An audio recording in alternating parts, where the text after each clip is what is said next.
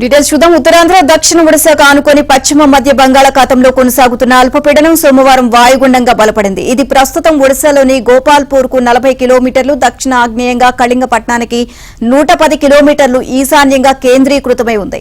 వాయుగుండంగా ఉత్తరంగా పయనించే క్రమంలో అల్పపీడనంగా బలహీనపడి ఇవాళ ఉదయం గోపాల్పూర్ కు సమీపంలో తీరం దాటుతుంది అని వాతావరణ శాఖ తెలియజేసింది.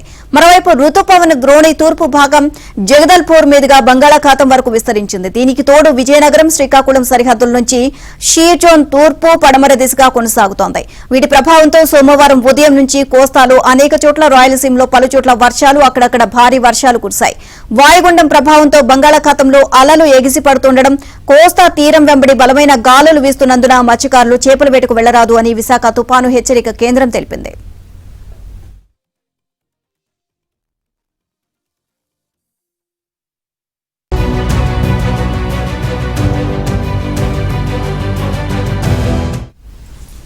ఏపీని వర్షాలు, వరదలు ముంచెత్తుతున్నాయి. నదులు, కాల్వలు పొంగి ప్రవహిస్తున్నాయి. ఏజెన్సీ ప్రాంతం నంద్యాల జిల్లాలోనూ రోడ్ల నీట మునిగి పలు గ్రామాలు జలదిగ్బంధంలో చిక్కుకున్నాయి. ఇక సుమారు 2 లక్షల ఎకరాల్లోని పంటలు నీట మునిగాయి. అల్లూరి జిల్లా చింతూరు భద్రాచలం నడుమ 30వ నెంబర్ జాతీయ రహదారి, ఏపీ ఒడిశా మధ్య 326 నెంబర్ జాతీయ రహదారిపై వరద నీరు చేరడంతో రాకపోకలకు పూర్తిగా నిలిచిపోయాయి.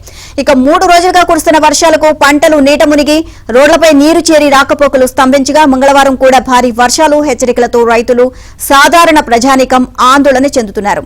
ఇక ఉమ్మడి తూర్పుగోదావరి జిల్లాలో కురుస్తున్న వర్షాలకు వేల ఎకరాల్లో పంటలు నీట మునిగాయి. ఎగువ ప్రాంతాల్లో కురిసిన వర్షాలకు రాజమహేంద్రవరంలో గోదావరి పరవళ్లు తొక్కుతూ ఉండగా ఏజెన్సీ ప్రాంతాల్లో శబరి, సీలేరు నదులు పొంగి ప్రవహిస్తున్నాయి. దీంతో ఏపీ ఒడిశా 326 హైవేపై చింతూరు కోయిగూరల వద్ద వరద నీరు భారీగా చేరి రాకపోకలు నిలిచిపోయాయి.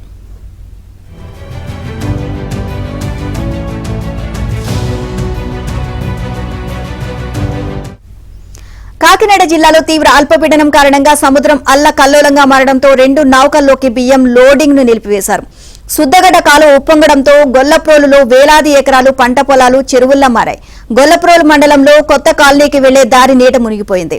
ఇక ప్రజలను సురక్షిత ప్రాంతాలకు తరలించారు. కాగా గోదావరి ఉగ్రరూపం దాల్చడంతో వరద ఉధృతంగా ప్రవహిస్తోంది.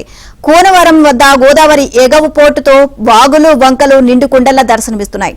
దీంతో మన రాష్ట్రం మీదుగా ఒడిశా వెళ్లే 326 జాతీయ రహదారిపై చింతూరు కోయిగూరుల వద్ద వరద నీరు భారీగా చేరింది. ఈ హైవేపై రాకపోకలు పూర్తిగా నిలిచిపోయాయి. చింతూరు నుంచి భద్రాచలం వెళ్లే 30వ నెంబర్ జాతీయ రహదారిపై వరద నీరు భారీగా ప్రవహిస్తోంది. చింతూరు, వరరామచంద్రాపురం మండలాల నడుమ సోకీలేరు, చీకటి వాగులు పొంగి పొర్లుతూ ఉండడంతో చింతూరు మండలంలో 16 గ్రామాలు జల దిగ్బంధంలో చిక్కుకున్నాయి. వేలేరుపాడు మండలం మీదుగా వెళ్లి గోదావరిలో కలిసే ఎద్దువాగు ఉధృతంగా ప్రవహిస్తోంది. ఈ వాగుపై ఉన్న వంతెన నీట మునిగిపోయింది. దీంతో 15 గ్రామాలకు రాకపోకలు స్తంభించిపోయాయి.